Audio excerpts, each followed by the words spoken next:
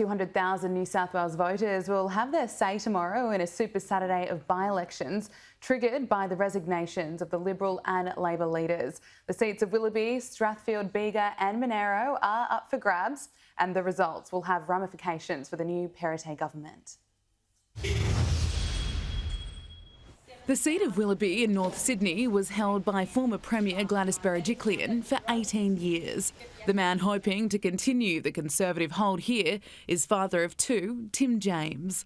Unsurprisingly, he's a less familiar face than his high-profile predecessor.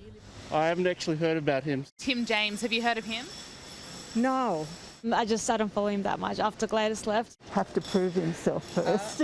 I guess hopefully he'll be as good as Gladys. The Willoughby local is the executive director for the Menzies Research Centre. He admits he has big shoes to fill. Well, I'll continue to keep in touch with Gladys. Again, she's given me a full-throated endorsement, support. His pre-selection win wasn't without controversy. He defeated former Willoughby Mayor Gail Giles-Gidney, Gladys Berejiklian's preferred pick. Former journalist Kelly Sloan ran third, despite Mike Baird's backing.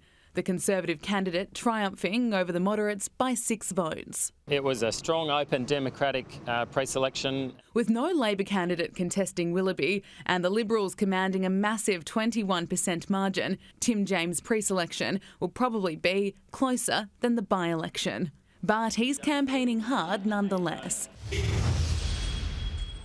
It's a tighter race for Strathfield in Sydney's inner west, previously held by former Labor leader Jodie McKay, who resigned last year amid a lack of support for her leadership.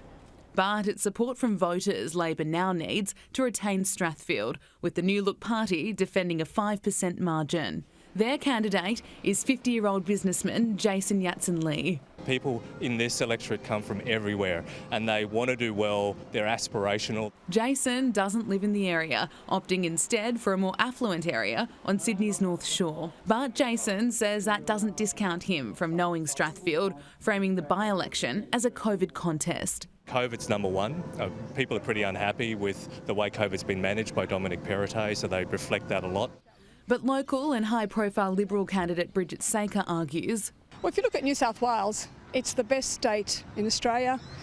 It's probably the best in the world in terms of how we've handled the Omicron. A businesswoman who never aspired to pivot into politics, Bridget Saker was motivated to give back to the community after her 11-year-old daughter, Veronique, was killed with 3 Abdallah children in the 2020 Oatlands car crash. It really changes your perspective in life and you start to see the world very differently. And this is why I believe that I can be there for this community. Independent Elizabeth Farrelly is another high-profile candidate here, campaigning for a royal commission into the development industry. The business of overdevelopment and ugly development and dodgy development. The former Sydney Morning Herald columnist had her contract terminated in December after she failed to declare herself as a candidate for the Labor Party in Strathfield local government elections before writing critically about the Liberal Party. And after Labor declined to embrace her as their Strathfield candidate, Elizabeth Farrelly quit the party, running as an independent with no preference deals for either side. It's fairly friendly competition. There's a little bit of nastiness here and there. But Miss Farrelly isn't shying away from the fight herself, criticising her former party for parachuting in an outsider. It's also longer than some of my colleagues who are running, who still live, for example, in Cremorne. While some voters will head to the polls to cast their ballot in person, thousands will opt to postal vote as COVID and convenience changes both the voting and counting process. Labor is concerned the postal voting process could see an increase in informal votes in Strathfield, where more than half of residents were born overseas. The postal vote instructions mailed only in English. It impacts a voter's expression of their democratic will. Making conversations like these all the more critical. Labor's Mandarin-speaking former Prime Minister Kevin Rudd hitting the hustings to try help his colleagues over the line.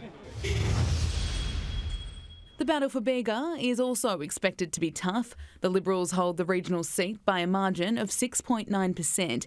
But with the loss of local member Andrew Constance's personal vote, there are growing doubts over the government's ability to retain the seat. Nothing will change if a Conservative is re-elected in these communities of Bega, Monaro and Strathfield. But there is an opportunity to say to Dominic Perrottet, you want him to lift his game. The neighbouring seat of Monaro also up for grabs. The Nationals hold the seat by an 11.6% margin. But with the departure of high-profile former Deputy Premier John Barilaro, the competition for this bellwether seat is ramping up. A Super Saturday of by-elections shaping up to be a test of two new leaders, Dominic Perrottet and Chris Minns. By-elections are notoriously challenging for any government.